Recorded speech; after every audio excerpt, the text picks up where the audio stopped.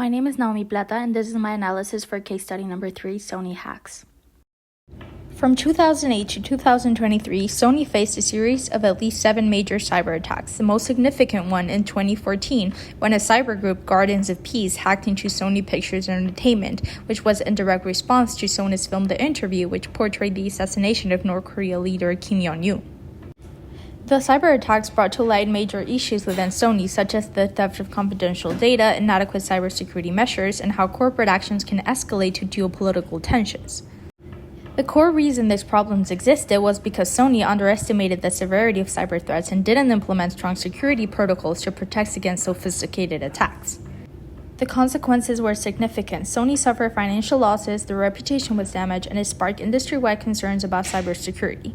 The U.S. government, including the FBI, stepped in to investigate, and this collaboration between public and private sectors was essential in addressing the crisis and highlighted the importance of working together to combat cyber threats. The main issue was Sony's inadequate cybersecurity, which led to significant breaches and exposure of sensitive data, which didn't just impact Sony internally, it escalated geopolitical tensions with North Korea.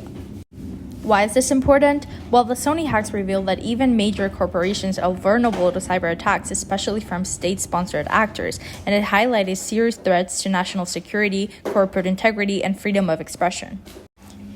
It's a big deal because it set a precedent for cyber warfare targeting private companies, showing that geopolitical conflicts can affect the corporate world. There's a pressing need for stronger cybersecurity policies and better public-private collaboration to prevent such incidents. And looking forward, implementing robust cybersecurity measures is crucial. By enhancing security protocols and fostering cooperation, organizations can better protect themselves and contribute to global cybersecurity resilience. Let's take a look at the key events in Sony hacks. In 2008, Sony's PlayStation site was compromised via an SQL injection attack, prompting users to download fake antivirus software, which was an early sign of vulnerabilities in their web infrastructure. In 2011, the PlayStation Network suffered a massive breach, compromising data of 77 million users and causing a 23-day service outage, which highlights the significant security gaps in protecting customer information.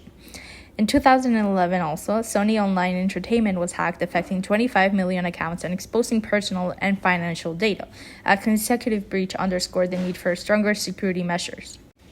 In 2014, the Guardians of Peace hacked Sony Pictures in retaliation for The Interview, stealing and leaking vast amounts of confidential data, which escalated to geopolitical tensions with North Korea.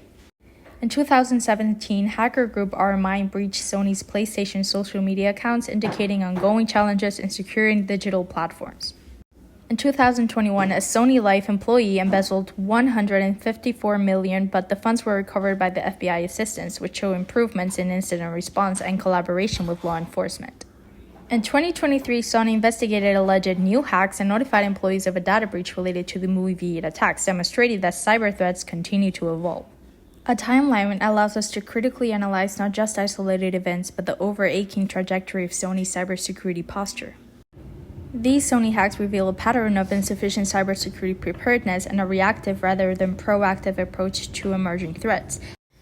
Despite being a major corporation, Sony repeatedly fell victim to attacks that exploited similar vulnerabilities. The timeline demonstrates that cybersecurity is an ongoing challenge that requires continuous attention and adaptation. As CEO, I would first implement robust cybersecurity measures by investing in advanced infrastructures like intrusion detection and regular vulnerability assessments to stay ahead of threats. I would establish a comprehensive policies and employing training by creating strict cybersecurity protocols and ensuring ongoing training for all staff so everyone understands their role in protecting our company. Finally, I will foster a culture of security and collaboration by encouraging open communication about potential threats and working closely with authorities to respond quickly to emerging risks. Past leaderships underestimated these threats, but my approach focuses on proactive prevention by strengthening technical defenses and transforming our culture to prioritize security. I'm confident in the credibility of the sources I've reviewed, including those from the U.S. Department of Justice, the FBI, Reuters, and The Guardian, which are reliable to their rigorous fact-checking.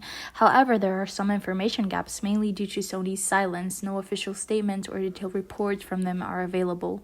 This lack of transparency from Sony limits insight into their internal response and long-term cybersecurity strategies.